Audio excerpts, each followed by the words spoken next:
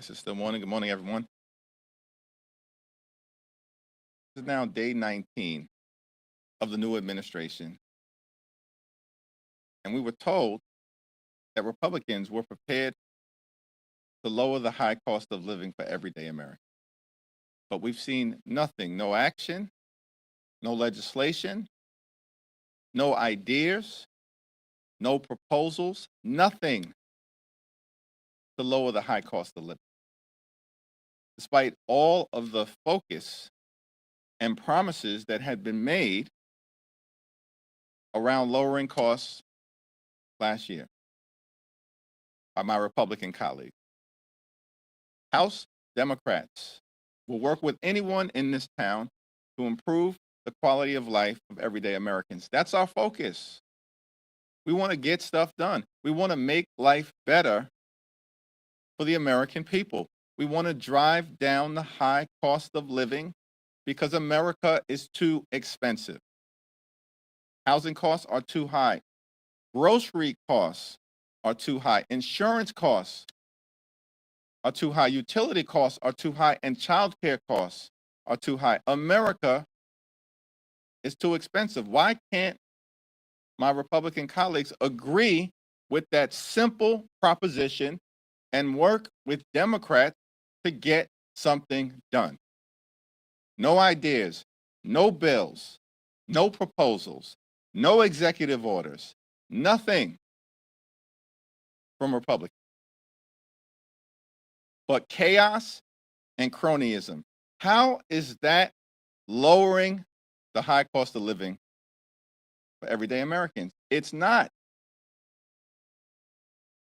It's day 19, and we're still waiting.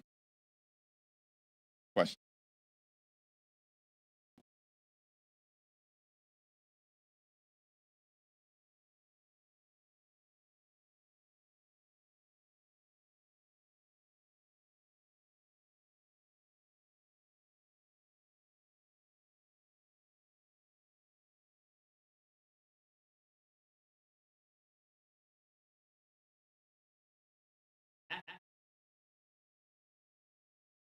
We've been waiting for this so-called budget proposal for weeks. When is it coming? And what's the problem? What's the problem? We've been lectured for months by Republicans that they have a big mandate. Where is your bill? Where's your budget proposal? What we've seen from Republicans in terms of the budget is that they want to end Medicaid as we know it, are considering eliminating the mortgage interest deduction, and want to take away veterans benefits and nutritional assistance from children and families. Is that something that Democrats will support? No. We will also not support massive tax breaks for Republican billionaire donors and wealthy corporations while doing nothing to lower the high cost of living for everyday Americans and then sticking working class Americans with the bill. But it's all hypothetical because we've been waiting day after day, week after week, month after month for the Republican budget proposal. Where is it? What's the problem? You've lectured America that you have a big mandate. Where is it?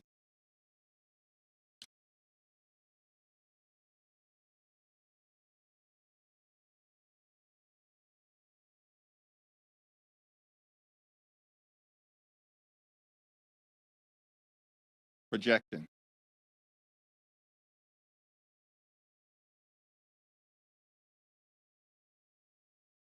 Rosa, first of all,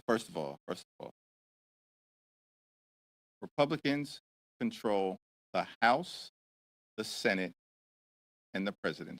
They have every vote that they need, as we've been lectured, to do whatever the heck they want to the American people.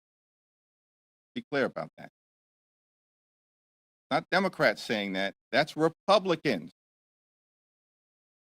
That's the whole idea behind the so-called budget reconciliation process. Republicans have told America repeatedly, we can do whatever we want because we control the House, the Senate, and the presidency. Republicans have been saying that. So I think my initial response, projection, should speak for itself in that context. But what also is clear, as Rosa DeLauro has stated publicly,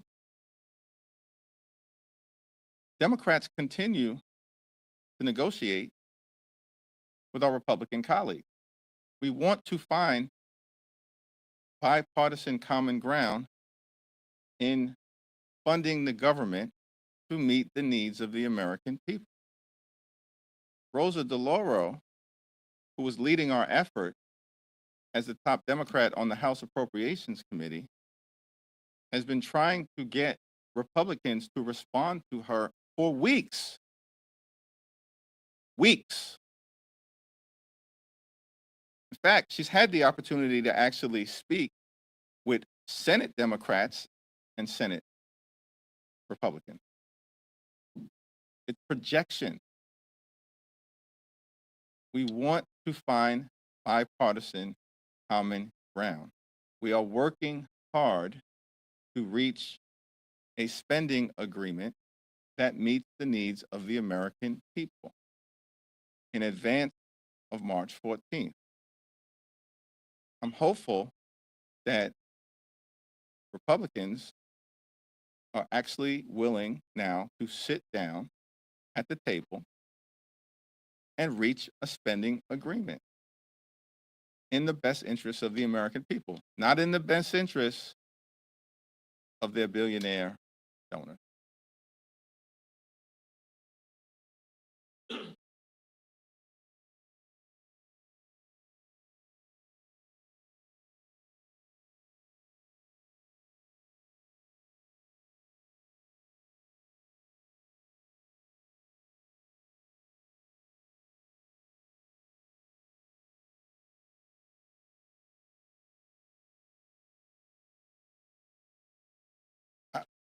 I appreciate the question, Kevin, but I'm trying to figure out what leverage we actually have. What leverage do we have? Republicans have repeatedly lectured America. They control the House, the Senate, and the presidency. It's their government. What leverage do we have?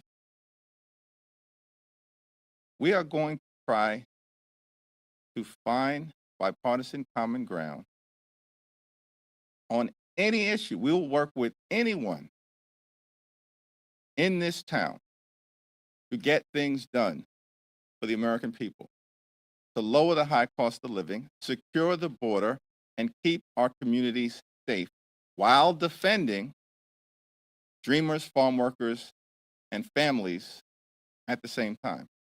We have repeatedly made that clear. But Republicans have decided to go it alone. That's what the budget reconciliation process is all about. And so we're ready, willing, and able to work with our Republican colleagues and the current administration, as I have repeatedly stated, on any issue in order to make life better for the American people. That's why we're here. We've made clear from the beginning, there's a season to govern and a season to campaign. We are in the governing season. And so we're ready to work together on it, any issue.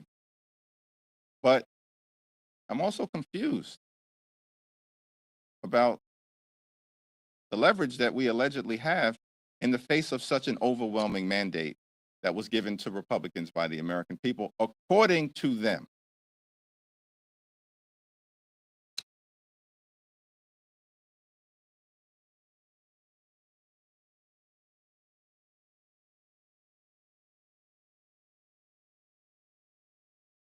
We're looking to find common ground and to get to an agreement that meets the needs of the American people in terms of their health, safety, national security, and economic well-being? Pretty simple. That's all we want to do. How do we best protect the American people in terms of their health? Includes, but is not limited to, Medicare and Medicaid, along with the Affordable Care Act. How do we get to an agreement that protects the American people in terms of their health, their safety, their national security, and their economic well-being?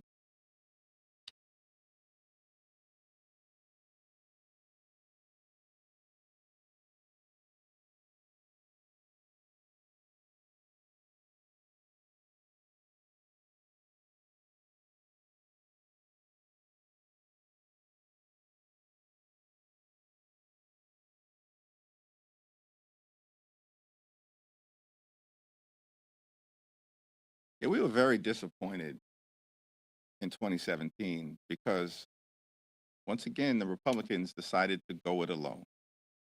As opposed to working with Democrats in a common sense way, we House Democrats are the common sense caucus.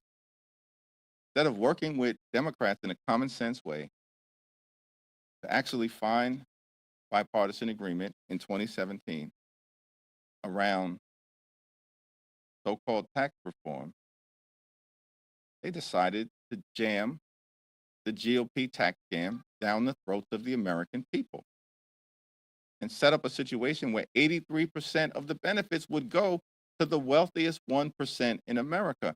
And every single Democrat said, we can't support that because that's not in the best interest of the American people.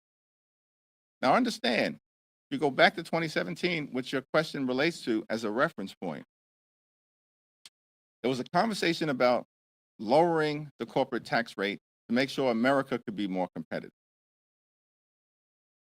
And the corporate tax rate, as I recall, was at 33%. 33%. And the Obama administration budget had indicated that we would be prepared to drop the corporate tax rate to 28%. That was the Democratic position. Far-right Republicans were saying we want to drop it to 20 or 21%. The CEOs of America came to us and said, if you can lower the corporate tax rate to 24 or 25%, that would put American companies in a competitive position economically. So it doesn't take a rocket scientist to know that if Republicans were really interested in reaching a bipartisan agreement, and on the one hand, you've got Democrats ready to get behind 28%, and on the other hand, you've got Republicans, many of whom were saying 21, but many of whom were also saying lower the corporate rate into the mid-20s, and the CEOs of America were saying 24, 25%. If they actually wanted to work together, as opposed to engaging in projection, we could have landed the plane right at 24, 25%. Instead, here's what Republicans did. They blew through the number of 24 and 25% that corporate America was asking for, landed at 21, and then detonated the state and local tax deduction in order to stick it to people, Democrats and Republicans, in places like New York, Connecticut, New Jersey, the heartland of America, including Illinois, and in California, including people who live in the Pacific Palisades. That's the lesson from the 2017 GOP tax scam. If they replicate that approach, it will be met, I suspect, with the same perspective from House Democrats.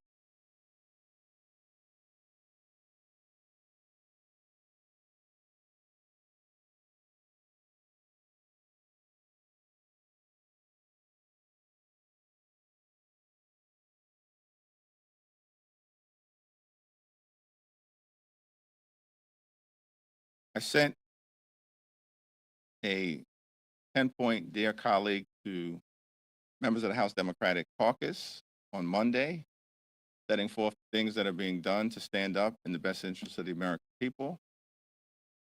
That correspondence and the actions that continue to be ongoing speak for itself.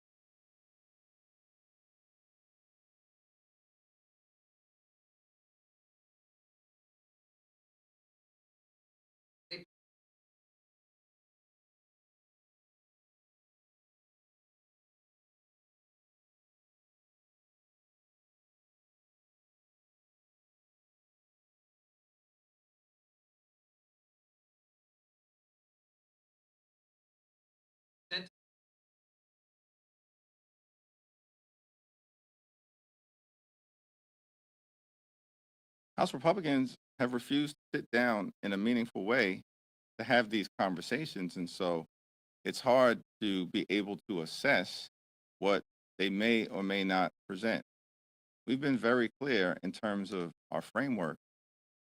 We want to find bipartisan common ground consistent with the Bipartisan Fiscal Responsibility Act that was passed in a strongly bipartisan way by both the House and the Senate in May of 2023 and remains the law of the land. That is the path forward that will allow everyone to come together to reach a spending agreement that meets the needs of the Americans.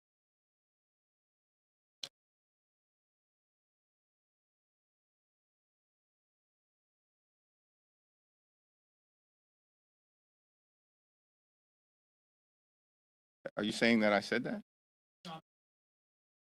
Well, my position is that we have a Bipartisan Fiscal Responsibility Act that was agreed to in a bipartisan way. The majority of Democrats, the overwhelming majority of Democrats, and a majority of Republicans in the House supported that agreement. Same thing happened in the Senate. It was signed into law. It remains the law of the land. We continue to make clear to our Republican colleagues, we're ready, willing, and able to reach an agreement. They just have to come to the table. Look, I get it, right? They're spending a lot of time arguing with themselves as part of the ongoing GOP civil war around the budget agreement that we've yet to see presented to the American people. They've been kind of busy fighting amongst themselves around how big the tax cuts will be for their billionaire buddies and how much they're going to cut out of Medicaid as part of their scheme to end it as we know it. I get it. Republicans have been busy. It's an ongoing internal GOP civil war around the budget. You have to get serious about sitting down with Senate Republicans, Senate Democrats, House Democrats, and the administration in order to reach an agreement in advance of March 14th. We look forward to reaching an agreement that meets the needs of the American people.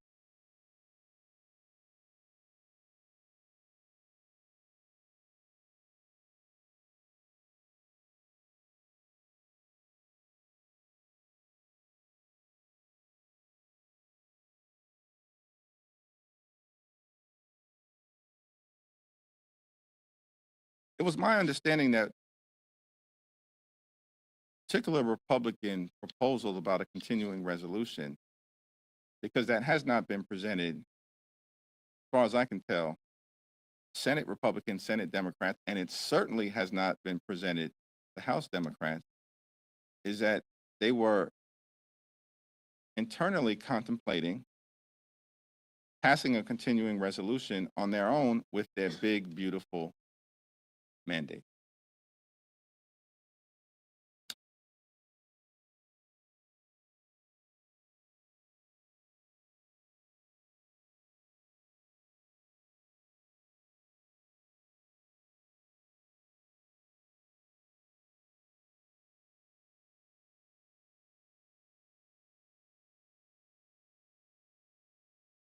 We don't know what's in and what's out of the Republican budget proposal because it's been delayed for weeks without us being able to see an actual specific plan of action.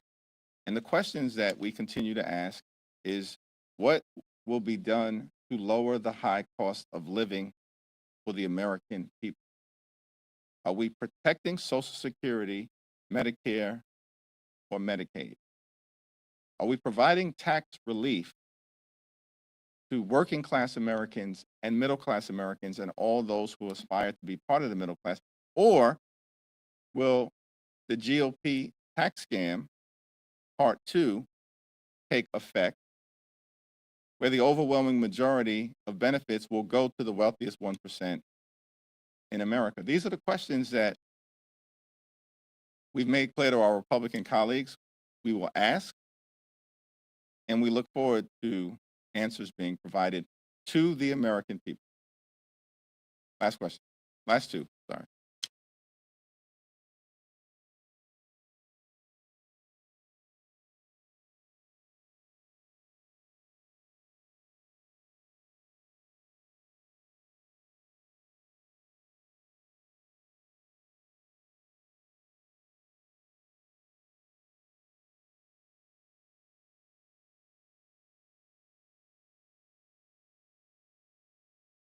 Generally, House Democrats will continue to express our desire to work with anyone in this town to root out waste, fraud, and abuse in any federal department or any aspect of the state, local, or federal government that we may encounter.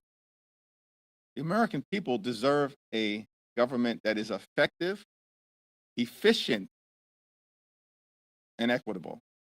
That's the government that the American people deserve. That's the government that we will continue to work hard to bring about with respect to any department. The Department of Education has a uniquely important place in the lives of the American people. There is nothing more precious than our children and making sure that they have a high quality public school education, that we lower class sizes, that we protect sports, art, music, and certainly academic enrichment programs. It's important for us to allow the Department of Education to continue to do its work, to be there for children with disabilities. That's the heart, soul, and spirit of America. For the life of me, I can't understand why Republicans want to abolish the Department of Education. It's baffling to me. It's baffling to the American people. And we will continue to defend our public schools.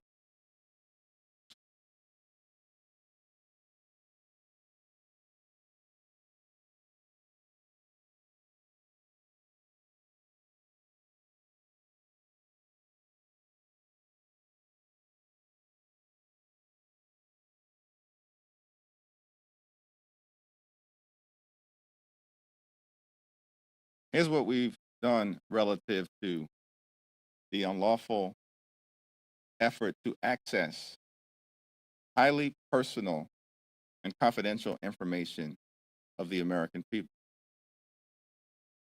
We have introduced Taxpayer Data Protection Act, which will make sure that the names, addresses, bank account information, birth dates, and social security numbers of the American people are protected, not handed over to an unelected and unaccountable billionaire or his minions. We need 3 Republicans in the House of Representatives to join us in supporting the Taxpayer Data Protection Act, and we can deal with the issue of the startling invasion of privacy that will hurt everyday Americans. by simply moving that legislation forward, which is why we introduced it as House Democrats this week. We will again be very clear. There's a path forward as it relates to reaching a spending agreement in connection with the upcoming March 14th deadline, and that is compliance with the Bipartisan Fiscal Responsibility Act. Thank you.